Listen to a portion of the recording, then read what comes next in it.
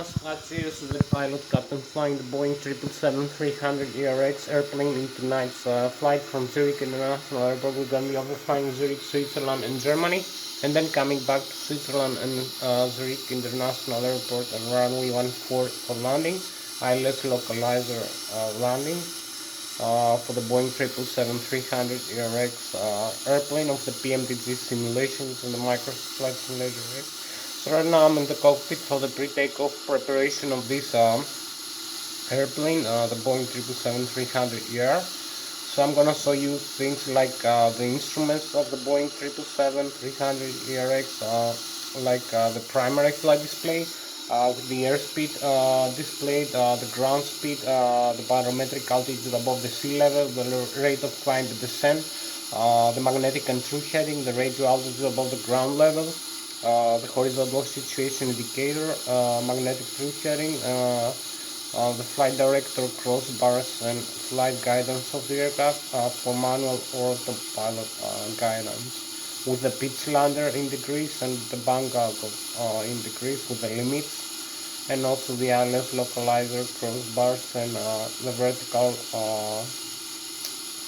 the glide slope for ILS localizer landing system, with the ILS localizer frequency, and also other things like, as I said, the rate of climb and descent of the aircraft in feet per minute, tens or hundreds or thousands of feet per minute. Also the altitude selected from the autopilot flight director system, the heading selected from the autopilot flight director system panel, and the airspeed selected from the autopilot flight director system panel.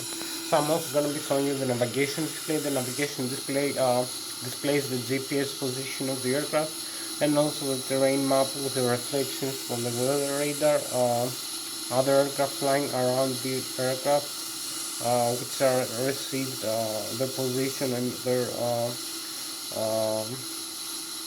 direction and their altitudes being received from the transponder using a passive radar system, the transponder TCAS system, the track collision alert system. We also have the airports, the waypoints. We have the navigation database, airports, waypoints, board stations, ADS and DBs, and also the magnetic and true heading. Also we have the magnetic North Pole and the true North Pole, with the magnetic variation depending on where the aircraft is positioned in the globe, its GPS position. We also have the wind direction and the wind magnitude, also displayed in the navigation display. We also have the flight plan we create using the flight planner of the flight management computer, which is the horizontal vertical flight path the aircraft has to follow manually or with the autopilot. Also the runways of the airports we use for takeoff and landing. Other things like the seawater, the rivers, the lakes, and so we have a lot of things to show in the navigation display. We also have the autopilot flight director system panel. I'm gonna show you also with the autopilot. So as you can see here, we have like so you can see here is the autopilot system. Here's the primary flight display. You can see here we have the airspeed displayed, the ground speed. The airspeed actually is the minimum airspeed displayed, the airspeed selected for the flight guidance of the aircraft using the autopilot and flight director system panel over here, 200 knots. So we can change this to make it like 250, or this also can be changed. So we have the airspeed selected for the auto throttle system to achieve an airspeed. So we have also the altitude selected. We have the flight director with the crossbars here for the flight guidance of the aircraft. As you can see, with the pitch ladder in the bangle, it decreases the LNAV and the VNAV path the aircraft has to follow, the magnetic and true heading, and also the heading selected here from the autopilot system, the pilot and flight director. So you can see also the radio altitude. You can see the flight mode annunciator for the auto throttle and the autopilot command. So we also have here is the navigation display. You can see the terrain map with the mountains, the sea, also rivers, lakes, valleys. So you can see the terrain level is 6,100 feet maximum right now for this display, at a distance of about 160 nautical miles away from the aircraft. In this way, we also have a 0 feet altitude with green even further away, and the yellow is intermediate altitude.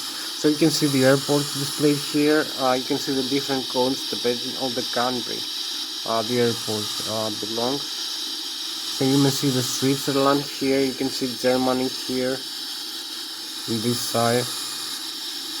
Maybe France this way. So you can see France here, you can see Germany here, and Switzerland in this way, in the center. So this is basically the primary flight display, the flight mode annunciator, the flight director, crossbar, the pitch ladder, the airspeed, the altitude, the rate of climb and descent, as I told you, and also the navigation display. So I'm gonna show you the autopilot now. So we also have here is the vertical rate of climb and descent, and the barometric altitude above sea level right now is 1,430 feet. The barometric pressure 39.92. So you can see the airspeed selected here with the purple Montana, and the altitude selected. So you can modify this. You can select other values for the airspeed, the heading. You can use the runway heading. Our runway heading is 136 or 137 degrees. So you can use that. You can use another altitude here, like you can select higher altitude over here. All these values are also selected for this mode. So you can see now you have a different altitude. Here to be 5,300 feet, and also 253 is the airspeed selected, but the aircraft is gonna follow after takeoff. So these values in the autopilot and flight director system and the flight director and the autothrottle one are mainly things the aircraft is gonna follow after takeoff. It's gonna be airborne all the way up to the cruise level, as long as it flies, and then coming back for descent and landing. So this is what concerns the autopilot and flight director system. Values we input like the airspeed on the heading and the altitude. So I'm gonna show you a couple more things. I told you we have a vertical rate of climb and descent of the aircraft. So we also have in the autopilot flight director system a similar function for the autopilot guidance. So the autopilot and flight director is the main component that guides the aircraft in flight automatically using its computer. The flight management computer for input of the flight plan, the flight path the autopilot will follow, or for manual input selections for airspeed, heading, or altitude using the selected values here in the panel. So you can select either the FMC, the flight management computer, the FMC, this computer over here. We select the values we want for the aircraft to fly and the waypoints. We insert over here the direction is gonna follow itself. Also the altitude is gonna fly. We can select it from here, selecting numerical values for this data. So you can see here we have all these buttons here are the pressable. Here you can select some modes. Now we have the heading select. Now we have the hold, the altitude, and the heading hold. Which value you select, you can see the green light over here in the autopilot and flight director system panel. You can see also in the flight mode annunciator the change, different airspeed now, the heading hold and the altitude hold. So we can reset this back to higher values. So also here we have the vertical rate of climb and descent. Here is the autopilot connect switch. You can see the AP now displayed with green here in the primary flight display, the vertical speed here mode, a different mode now for guidance. So you can see the green buttons over here, the green switches represent the requested engaged modes actually. So we can disengage the autopilot by using this DP. You can see FD on, flight director on, AP on. Here is the AP disengage switch. We can disengage the autopilot by pressing this switch here. By pulling out, you will see the message here. The autopilot disconnect. The flight director back on here. So we reset this. We can reconnect it and then disengage it using this switch here in the control wheel. You can disengage it like this. You can switch flight director off again. So we have to reset this. You will see the autopilot disconnect here. Autopilot disconnect is red. There are some other warnings with yellow depending on the level. So we have about 1 hour left to go for this flight. I'm gonna show you a couple more things. So you can see here we have the control wheel and the control column, the yoke of the Boeing 777, and also the rudder pedals used for the flight controls, guidance. So you can see here we also have, I'm gonna show you the thrust levers. We use the thrust levers to increase or decrease the thrust the engines produce by increasing or decreasing the rate of fuel flow into the engines, so increasing the fuel burn, and also that produces kinetic energy of the aircraft, which makes the aircraft accelerate, acquire acceleration using the Newton's physics per second and third law. So by increasing the fuel flow of the gases, we increase the spin of the engines, fan blade, which makes the air pressure inside the turbofan engine increase and expand the burning gases backward, which makes the aircraft move forward by reaction of forces acquiring airspeed. So this is a simple explanation for the engine thrust for the turbojet engine. So if you increase the thrust levers, you will see here the engines. You will see some indications here increase. You can see the thrust lever angles here. You can see the variation between the requested thrust and the thrust available, but it's increasing. It takes some time to react. So you can see here, I'll crash again one more time the Boeing 777. You can see the turbojet engines here that we use for the engines, these engines to move the aircraft forward, not upward. They only move the aircraft forward.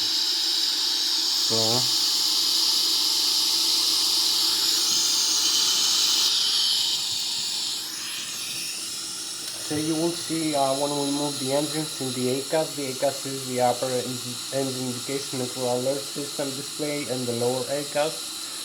The upper ACAS displays permanently the engine data like the M1, which is the low speed, low pressure compressor stage of the turbofan turbojet engine, the exhaust gas temperature, the flap settings, the outflow valves are the compressed air from the turbofan 5th and 9th stage, which is used for cabin pressurization.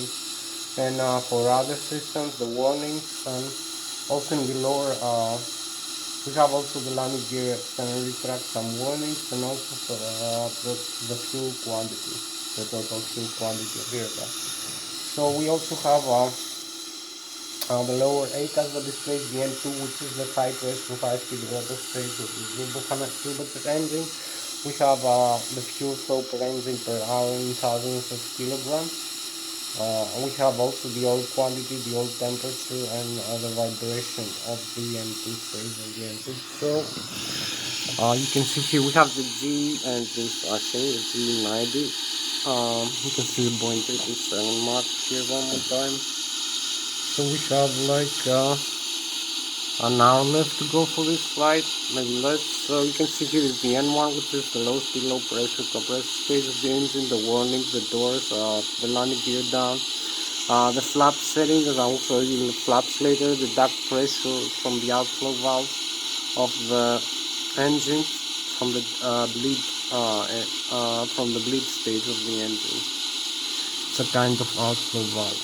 So it supplies with compressor some systems like cabin pressurization. You can see here the wing and engine RTIs and the hydraulic fluid pressurization and the wing and engine RTIs and the air conditioning. So we have also the N2, which is the high pressure, high speed rotor stage of the turbofan engine. You can see here also, if I move this forward, you can see the N2 increasing. Also the fuel flow, the oil pressure, oil temperature, oil quantity, and vibration of the N2 stage in the engine. So we have the speed brakes here, some other systems. You can see here the thrust levers. We have one for the left and one for the right engine. We have this switch here, that is the auto throttle disconnect switch. I'll talk for the auto throttle another time. You can press this disconnect the auto throttle.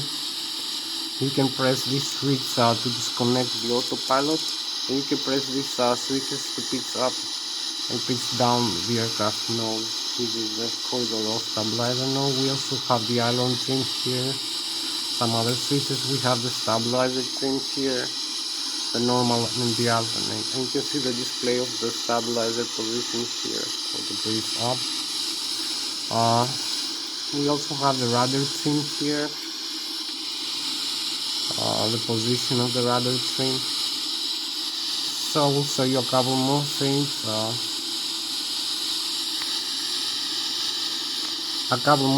About the autopilot. I forgot to show you. So these buttons are depressible. We also have the later on the vertical navigation.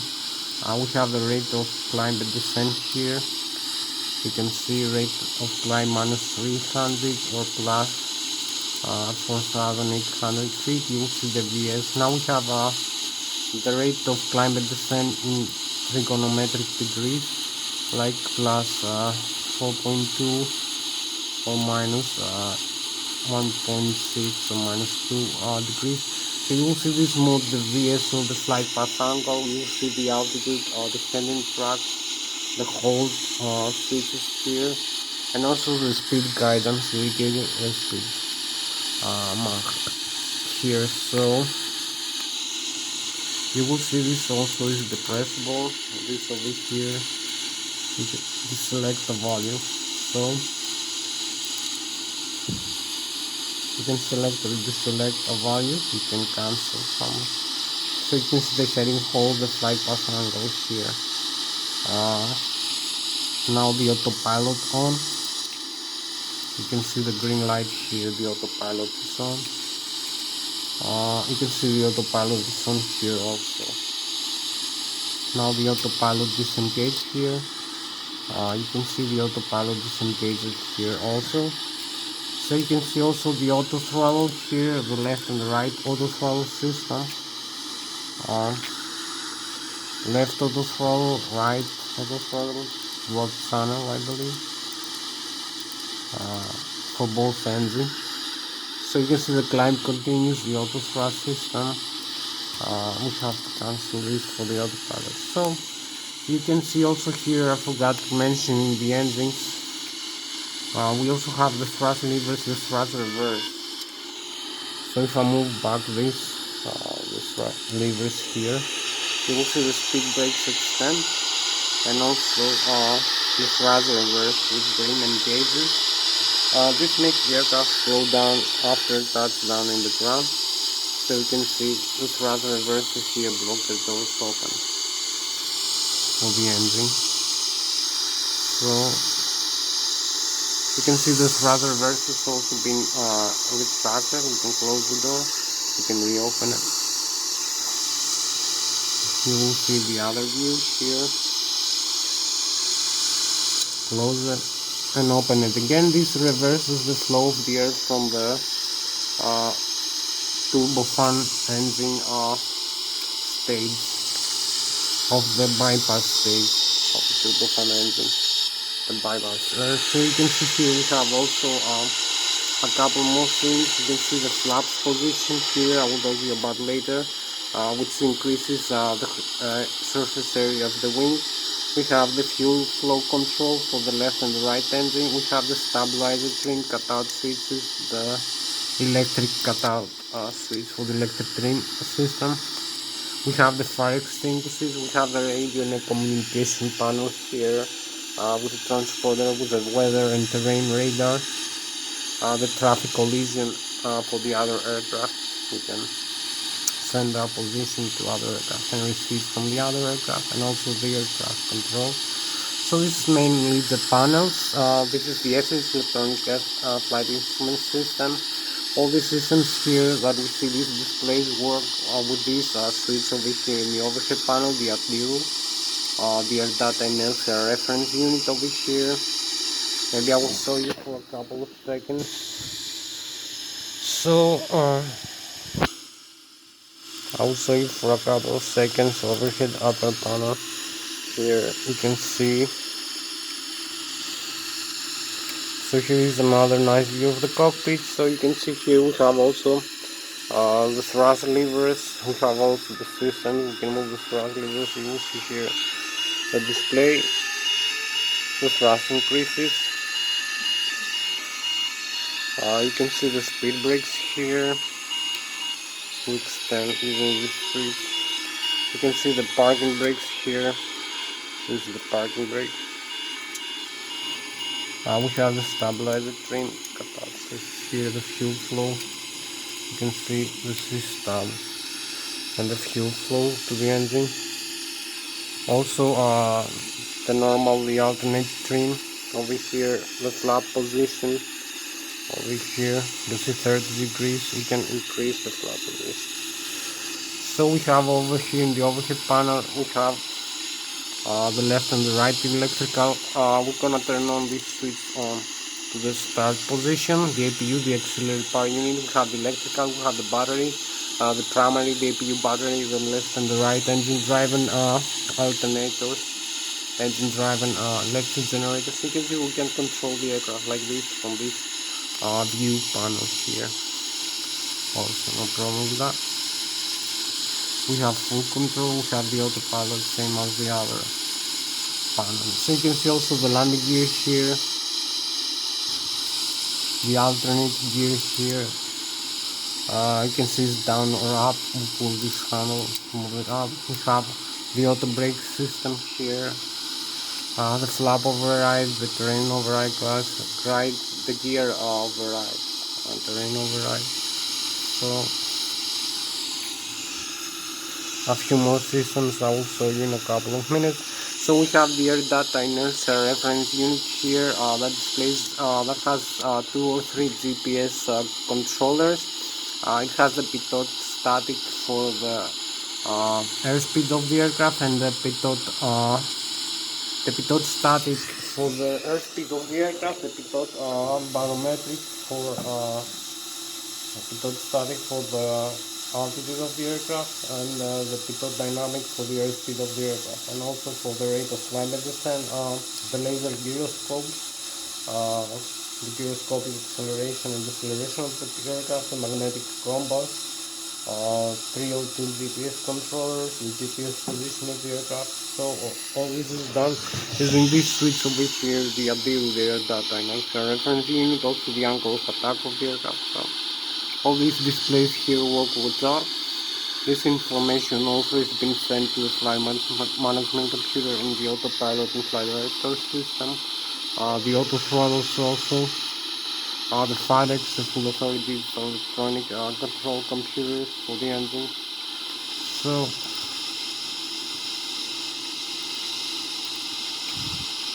I will come here now in this view.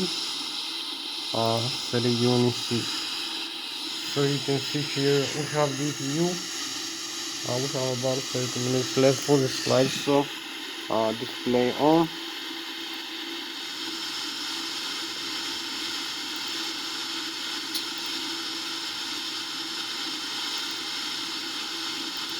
So you can see some things, the engine, you can see the status. We have the APU now running.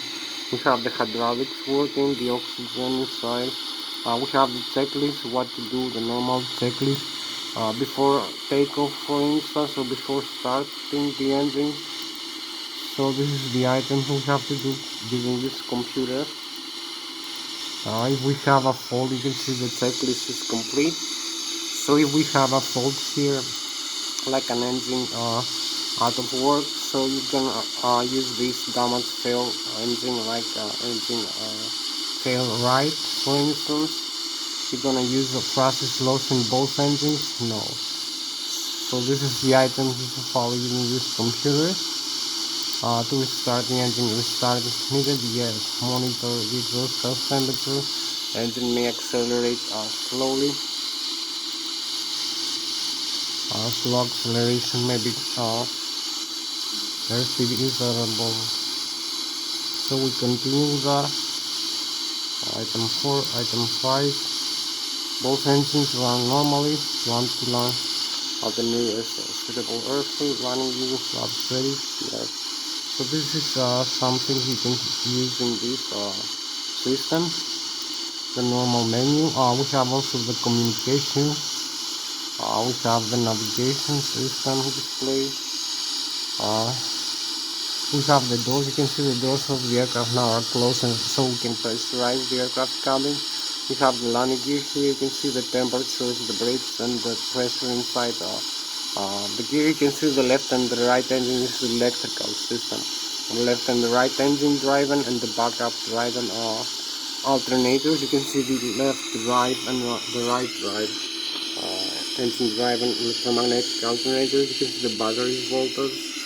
You can see the APU also. So this I will talk to you in a couple of seconds. You can see the hydraulics here system, the left and the right engine driving pumps, and the backup electric, the PSI 3000 PSI hydraulic fluid pressure used for the flight controls mainly, the fuel system, the left and the right engine, fuel tanks, the standard tank, the fuel pumps here, the engine indications, the APU. You can see the total fuel right now in pounds, 100,000 pounds, about 46,000 kilograms.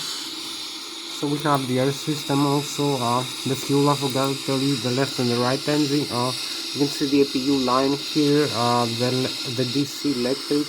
You can see the quantity of the fuel in the left wing and the right wing. The sender is empty, the crossfeed is full. So we'll change this. You can see the APU also is fed.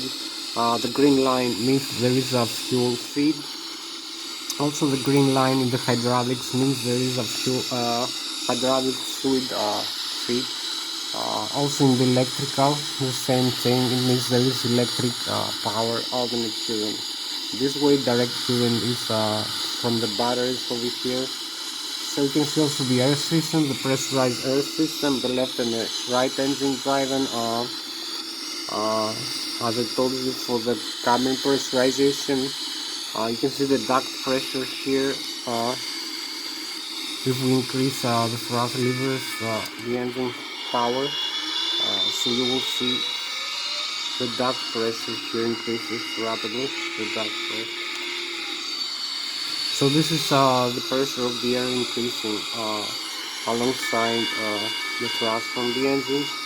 I use this for cabin pressurization, for hydraulic fluid pressurization, for air conditioning inside the aircraft cabin, using the pack side flow, wing and engine at the eyes, and also for starting the engines using the APU, the auxiliary power unit mode. So this the APU is out now is wide. We use the APU compressed air to start the engines. So you can see the hydraulics have been used for moving these flight controls over here. Also in a couple of seconds. So you have another nice view here of the cockpit.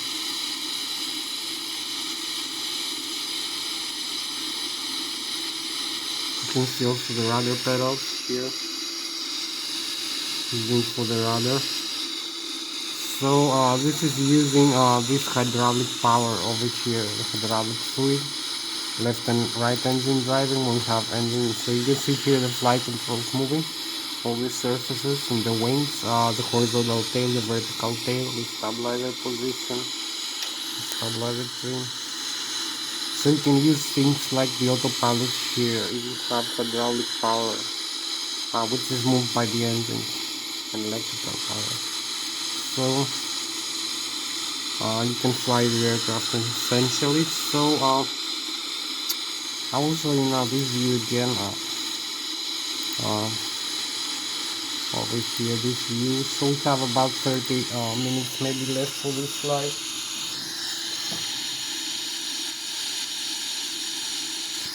So I will talk to you again about the flight controls of the aircraft, how to use them to control the directional control of the aircraft in flight. So I told you we use the thrust levers here to increase the engine's thrust, to move the aircraft forward by means of acquiring kinetic energy by means of reaction, action and reaction using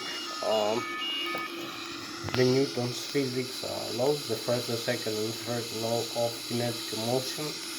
So when you expand gas using its burning and its compression using the fan blades compressor from the turbofan turbo engine, so you have the movement of the aircraft forward. After that, when the aircraft acquires enough kinetic energy, that is about 1 second of the mass of the aircraft times the velocity of the aircraft to the power of 2,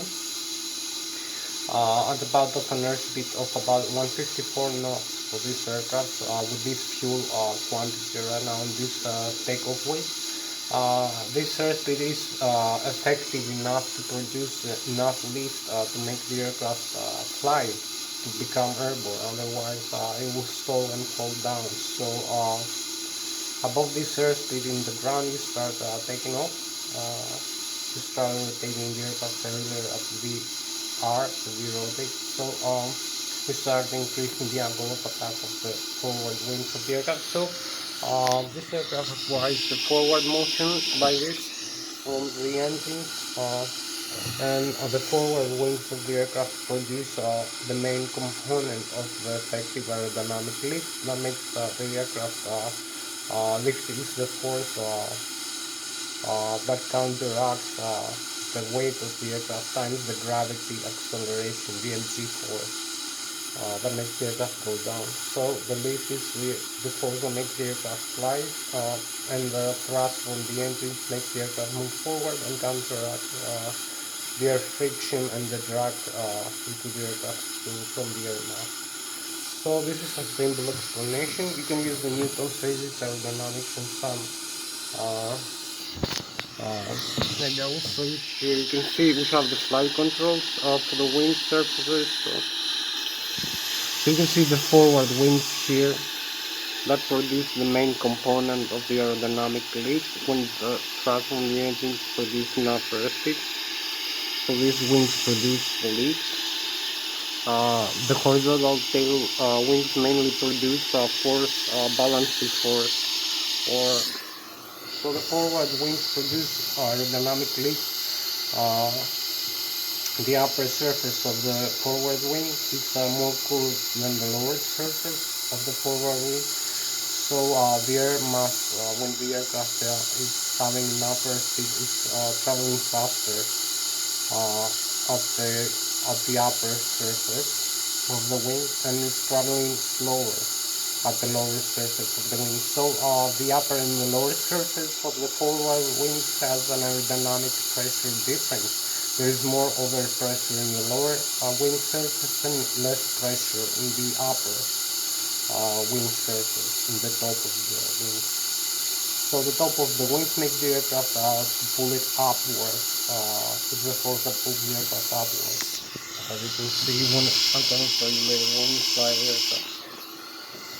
So about 35% of the mean aerodynamic chord of the aircraft forward wings is the position of the maximum aerodynamic pressure. It's also the position where you center line the center of gravity at, forward or up to this position to make the aircraft balance in flight.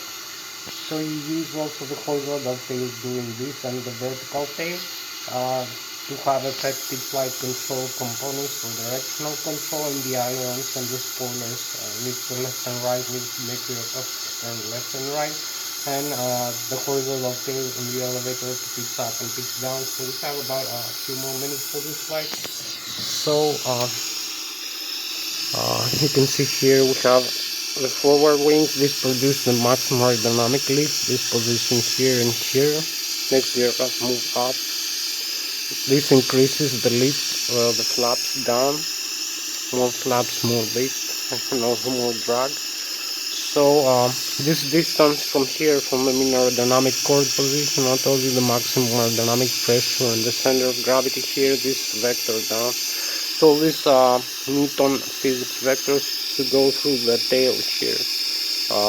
The vertical tail and the horizontal tail that makes the aircraft pitch up and pitch down by having an effective flight control's moment arm.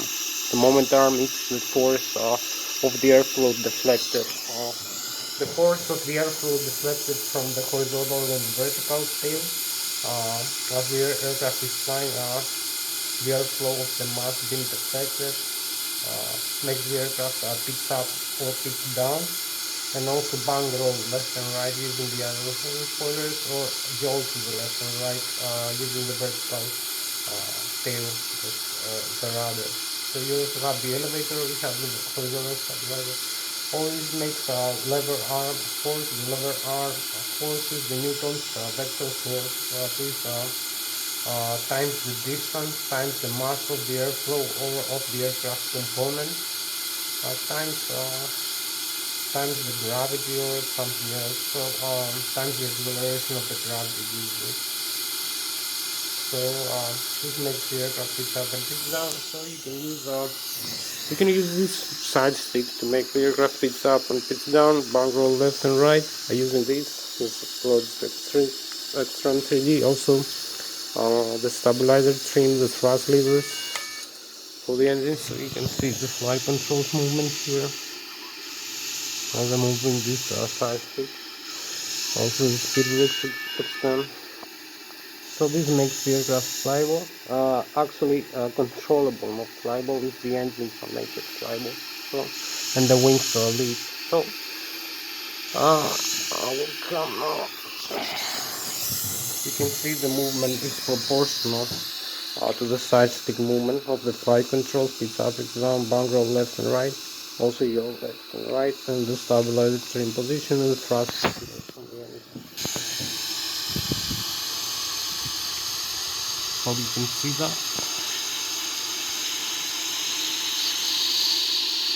So we come now inside. I will show you a couple more things here. So you can see the control yoke, the column and the wheels. Pitch up and pitch down the elevator, bang roll left and right, the ailerons and spoilers, and also the rudder, left rudder, right rudder, the stabilizer, horizontal stabilizer position. So this has been moving by using this side stick here. We can change the position of the flight controls, create effective moment arm forces in the wings, the horizontal and the vertical wing, and also the other ones and the spoilers like that. So you have also the horizontal stabilizer, the elevator, pitch up and pitch down, the thrust levers. So this is all the flight control surfaces. You can see the flight control surfaces movement here in this display of the flight control display. You can see the spoilers here, the display, the left and the right aileron, the stabilizer trim, the left and the right elevator. You can see, you can pick up down. There are other limits also. When it's the aircraft airborne, some of the movement limits are changed. So this is enough for the flight control lessons. Now I'm going to show you some things that I show you in the display in the lower ACAS. Some systems like the electrical, the hydraulic, the air pressure system and the fuel. I'm going to show you in the overhead panel. So we have the left and the right engine and generators. We have the left and right turbo pump inverter engines that move the aircraft forward. We also produce alternate current, electrical power alternate current about 120 or 200 volts alternate current, 400 hertz frequency alternating. It's going like that, like a sinusoidal wave. You can use the cosinus, the sinus, and the tangent laws for the alternate current using the mathematics and trigonometry. So you can find the components of the alternate current. You can see also find the components of the wing slip and the forces in the wings. So we have the left engine driving, the right engine driving, about 120,000 kilovolts or 120,000 watts of electrical power, alternate current, concentrated three-phase. We also have the batteries and the APU, and we have the backup generators. So all these produce enough electricity for the aircraft when it's airborne to supply all the systems. So we hear the left and right engine driving, alternate current. We have left and right engine driving. It's drives also electromagnetic alternators, bipolar, north and south pole electromagnetic induction alternator, about 100 radius, 100 volts for 100 hertz, 130,000 kilovolts for 120,000 watts. We also have the transformer rectifiers to transform the alternate current to direct current. We have the batteries, 38 volts, about 47 ampere hours. We can transform also the direct current to alternate current using the static inverters. You can see the components here, the left engine, right engine driving, the batteries, the APU. Here we're going to use the APU for starting the engine. We have the primary flight control computers. We have the thrust asymmetry compensator. We have the hydraulics, left and right engine driving hydraulic pump. So if I turn off these hydraulic pumps here, and maybe the electrical, the left and right, you're going to see the electrical, and also the hydraulic going out. Some systems, you can see how many we lost because of the electrical. So you can see messages coming up again and again. More systems. So if I come in this display, we have you can see the flight controls now are lost because of the hydraulic power loss. So you can see also electrical, we have no left and right engine, we have the hydraulic is gone, no PSI here. So the flight controls, you can see the left and right and see hydraulics here component. So this flight controls cannot move now, hydraulics is full. So this is having no effect right now, it's not good. So we come back here in the overhead panel. Just a couple more minutes, I'm gonna make you can see electrical again, the fuel overhead upper panel. We're gonna reconnect these hydraulic systems to be on position. And the demand pumps. So you can see hydraulics here. Also the electrical. Here we have the left and right wing engine fuel tank.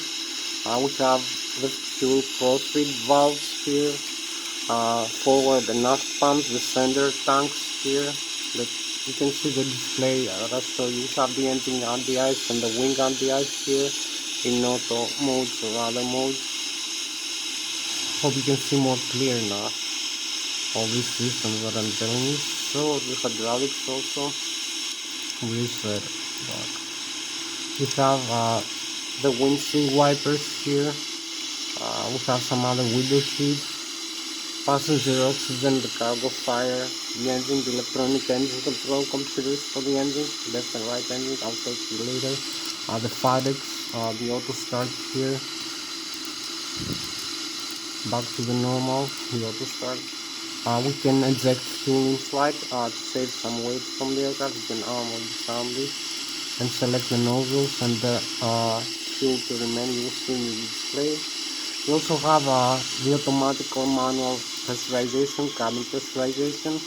Using these controllers for the outflow valves open or close, to pressurize the cabin when climbing or to pressurize it when descend. Also, you know how to make the engine start demonstration, one last system. So here is the left and the right engine driving pressurized air. You can use this for cabin pressurization, for wing and engine at the ice here, for the hydraulic fluid pressurization, for air conditioning over here, and for ventilation. So you use the left engine, right engine, bypass bleeder, 5th and 9th stage over here, left and right engine. All the APU usually for starting the engine or as a backup in flight. So this is the pressurized air. The fuel, the engine start, the hydraulic and the electrical. And you have also the flight controls and the GPS system and your system. So I'll show you now. Over here we can start the engine now. We have a few more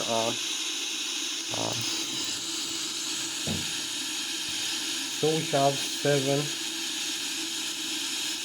have about 25 minutes left for this flight. I'm gonna make an engine start demonstration and set up the flight management computer and flight gear. So we turn off both engines now. Both engines fuel control switches to the off position, so you will see the configuration, the modes here. The engine are going down, so you will see in the virtual cockpit we're gonna lose some systems in the overhead panels, the electrical for instance. So we go back here. You will see the engines are down, the exhaust gas temperature, there's no fuel flow now into the left and the right engine. You can see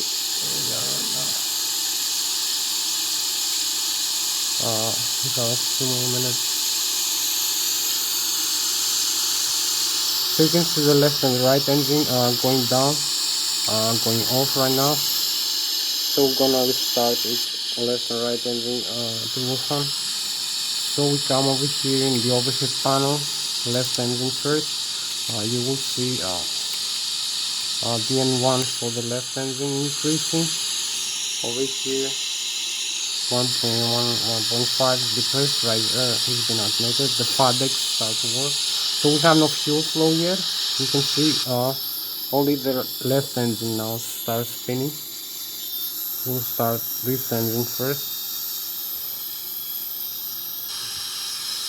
So we go over here and initiate the fuel flow into the engine using this lever. So you will see the fuel flow spark rapidly.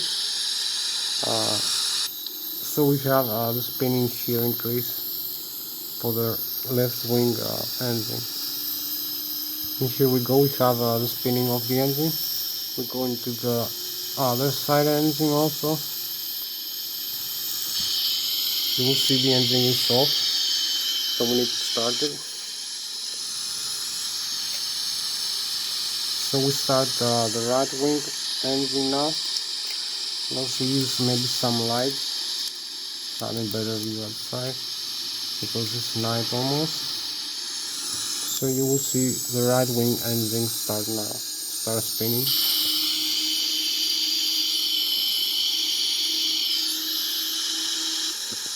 So you can see the stages, the N1 now for the left and the right wing start increasing. The right wing it has very low N2 and no fuel flow right now. So we need to start the fuel flow, the right wing engine. And here we go. We're gonna initiate the system and have a fuel flow from 0 over here, just like the other side engine. So you can see this right wing engine also starts spinning now. You can see how fast the spinning is ready. So we can go, we can fly the aircraft in a couple of minutes. Only the last step left. The flight management computer, we do it very fast. So I input only a couple of values. The autopilot is almost set. We need to set the flaps here to a higher position. Ready, 15 degrees. So You can see the flight management computer, the menu, the FMC, position initialized, Lszh, the reference airport. You can see the GPS alignment here, inertial alignment. So we have the route from this airport, from Lszh, back to Lszh. You can copy paste either one. The runway 14, the fuel, zero fuel weight, gross weight, this is pounds, no kilogram, the cruising altitude, the reserve of the fuel, 5% reserve, and we have departure and arrival runways. Select runway 14, transduce departure and then arrival. This runway again, ILS 14, transduce arrival. Transduce and this. So we have the legs here. We cancel the discontinuity here, and we activate the flight plan. Now we go into the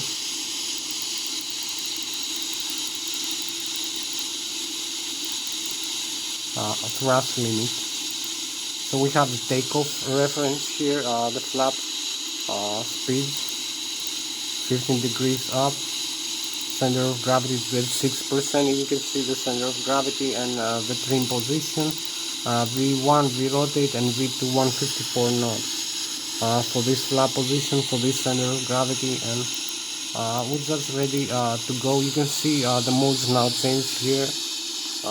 So we are now ready to taxi into the runway and take off the aircraft. We have about hopefully about 25 minutes left for this flight. So I start rolling the aircraft into the runway, taxi into the runway. So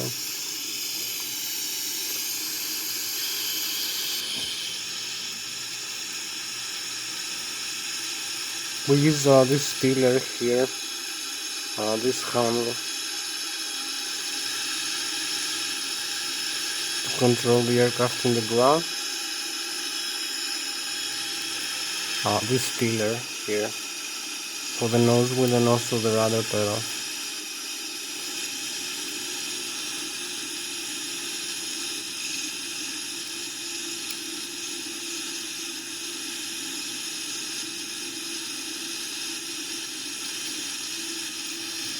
So we have the parking brake set.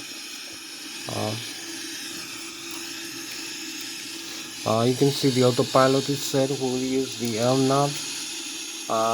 We will increase the thrust for the engines to produce more thrust for takeoff, and stabilize the engines. Also, you will see we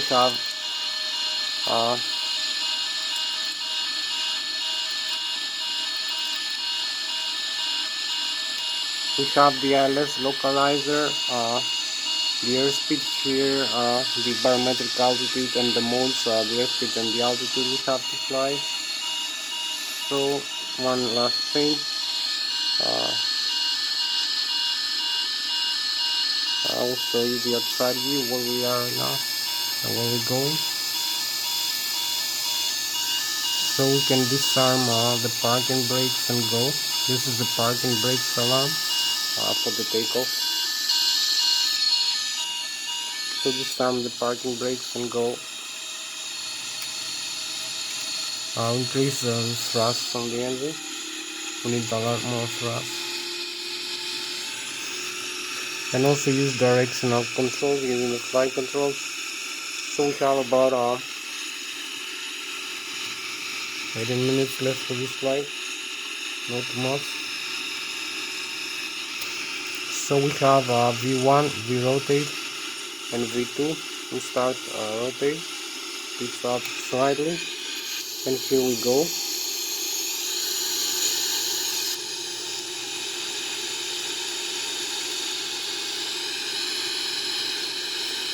So you can see our radio altitude is about 700-800 feet above the ground level. You can see the airspeed, the barometric altitude above sea level, 3,000 feet. The radio altitude right now is 1,800, 2,000 feet. The rate of flight 7,000 feet. The airspeed is decreasing as we pitch up. It's slowing down. We can see here the terrain, the green and the red, some mountains here with red and yellow.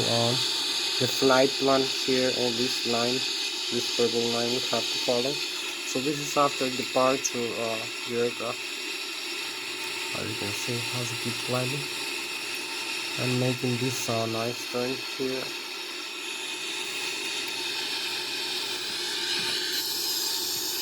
So we tracked the landing gear. I forgot to retract. So this is the airport position as we climb it.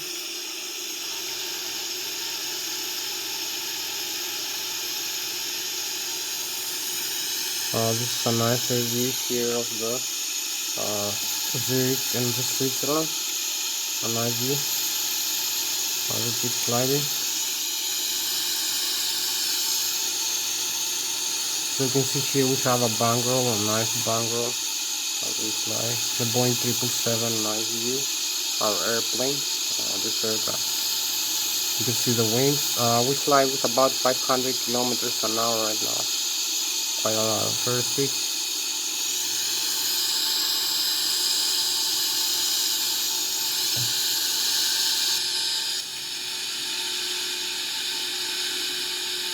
One more turn here.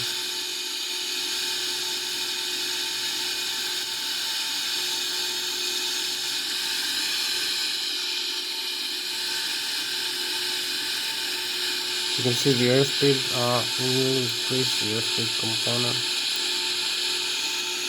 I forgot this slide path angle, we don't need this. We'll use base mode.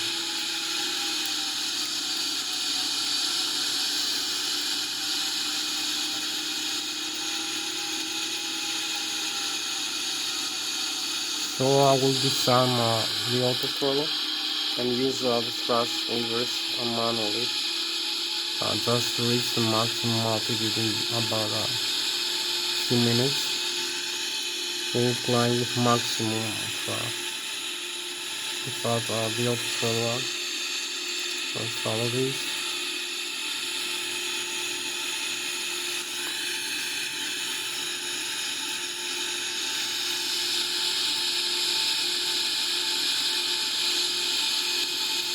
You can see the thrust position here, 101%. Maybe it will track some Flught just to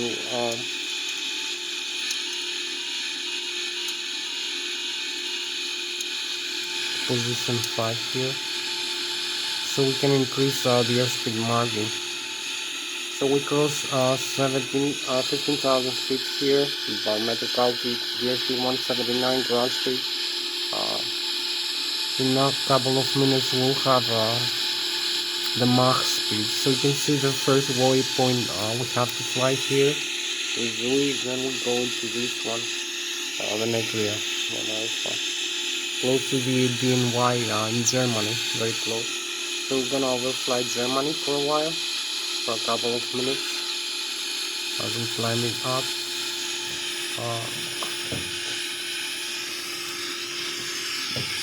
So we have about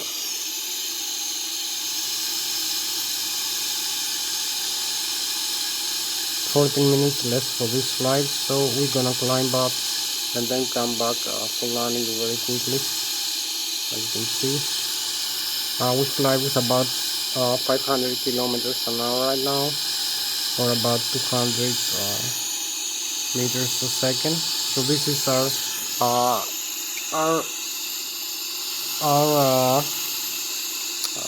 spacecraft for tonight, the Boeing 777-300 LX. Hope you like it.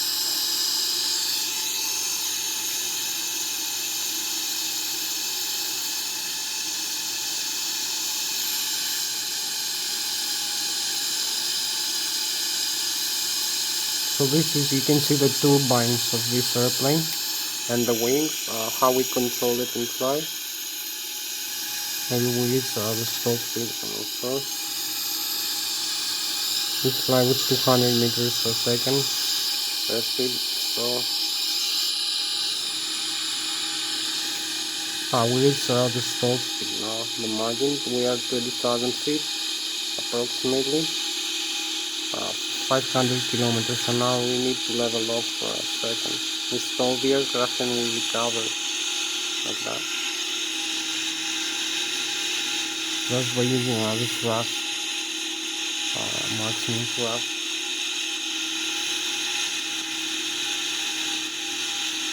You can see we fly manually this component of this flight right now.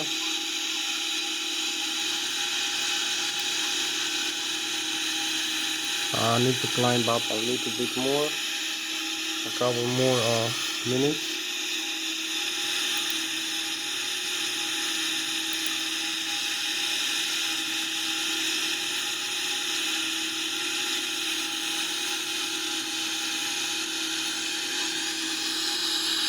$31,000.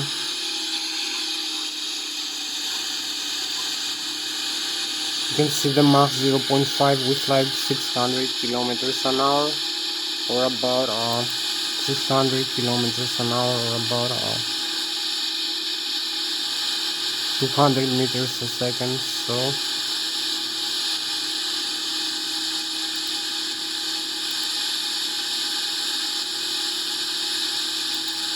So we are 23,000 feet. I will start having the chemtrails now, and the contrails will start seeing this magnificent view here, displayed from the frozen vapor. We're also very close to the stove area.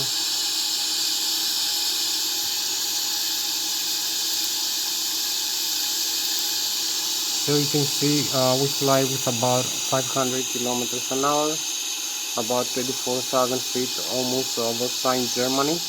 We have Germany, the Munich in front of us, the Bayern Munich, the Bavaria on the other side. So we're gonna overfly for a while, for a couple of minutes. 34,600.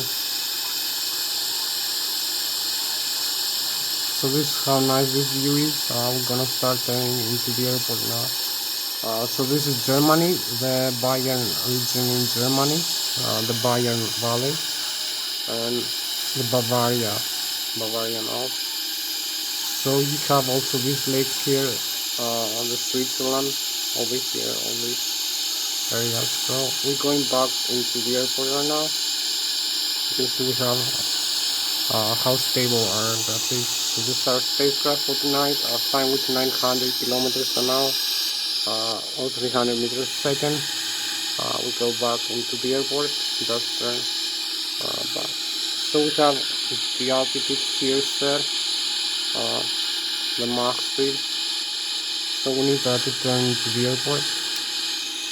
Maybe connect the autopilot here, and the altitude here connect. So now we have the autopilot connect, and we're gonna fly straight into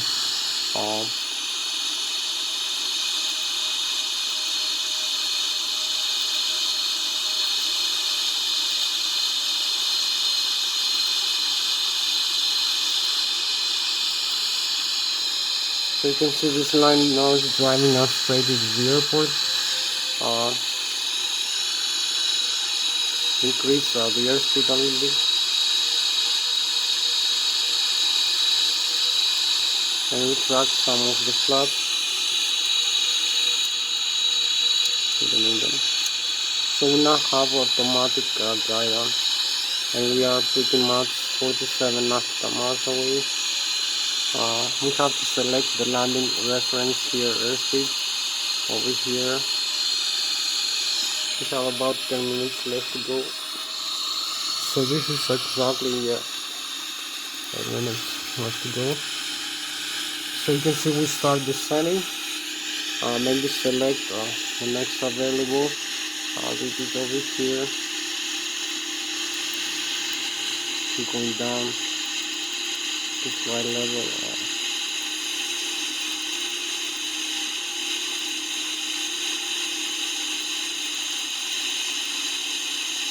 We're going down to this flight level right now. So we increase also the simulation rate. We have like 8 minutes left to go for this flight. So this is very marginal now, this flight.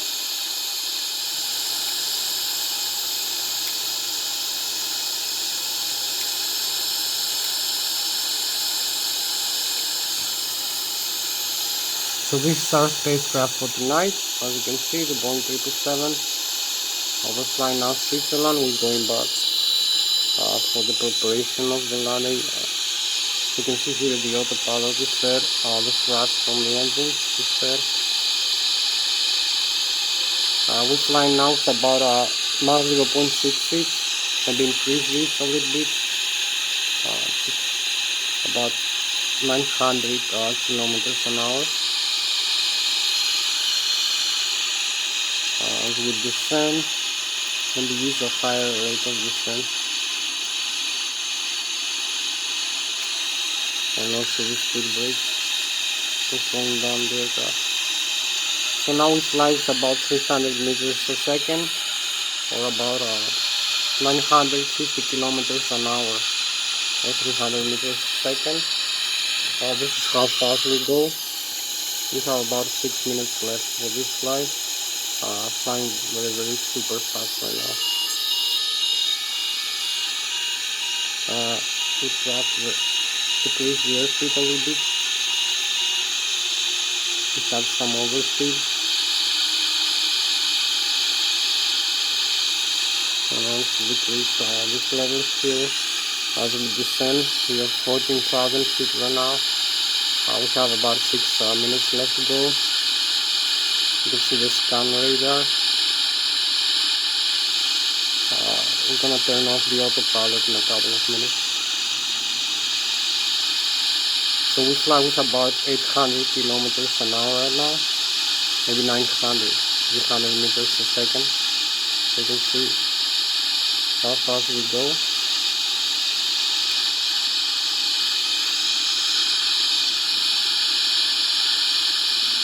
We need to slow down a little bit. Come on, monitor more airspeed. I'm gonna use some speed brakes in a while. We are in a good position, 7,000 feet actually. We have the runway here. I can disconnect the autopilot if I want and use the landing gear now. Just engage the autopilot to fly manually the rest of the flight. So I use some flaps now as we slow down the airplane and decrease the airspeed to the airspeed we need for approach to the runway. We are actually very close to the runway now, so you can see where we are, where we're going. We are very close into the ground now.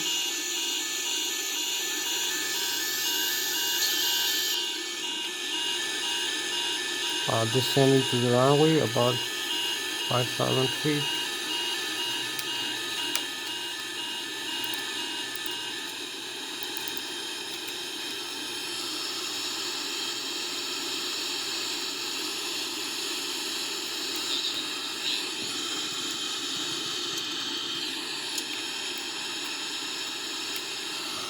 So we only need to align with the runway. Have maybe like 3 more minutes for this flight.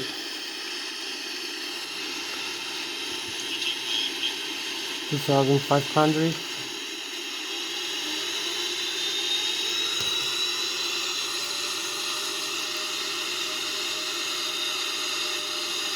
We have like 3 more minutes left.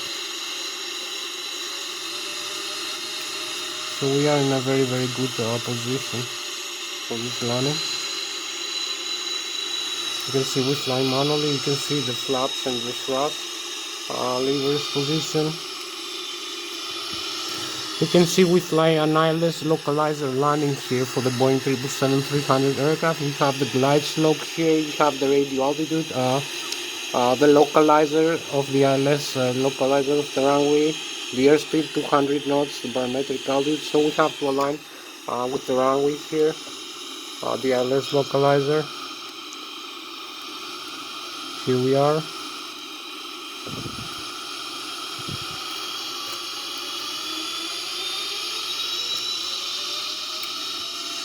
Much closer into the terrain.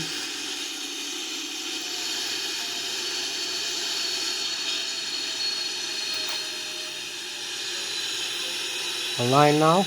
Now we are fully aligned with the Lszh localizer alignment, the airspeed, the altitude, the radio altitude, and the glide slope.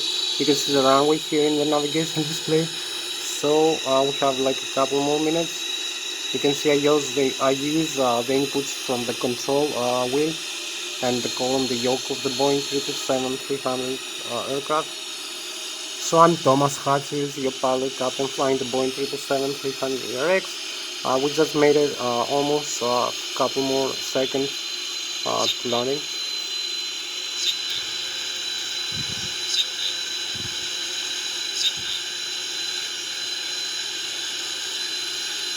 Here we are.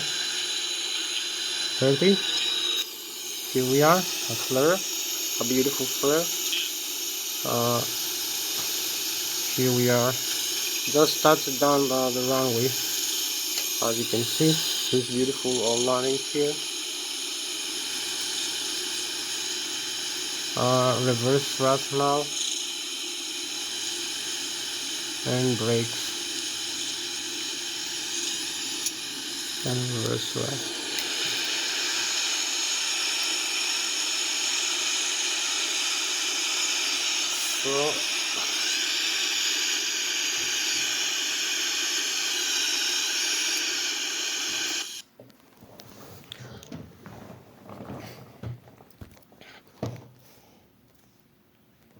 So that was your pilot captain Thomas Hatsios flying this aircraft. Thank you very much. You can see we just made it into the runway. You can see the landing gear here and the nose wheel are perfectly safe. There is no damage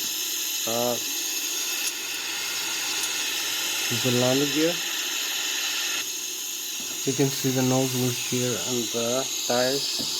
We made a very smooth landing.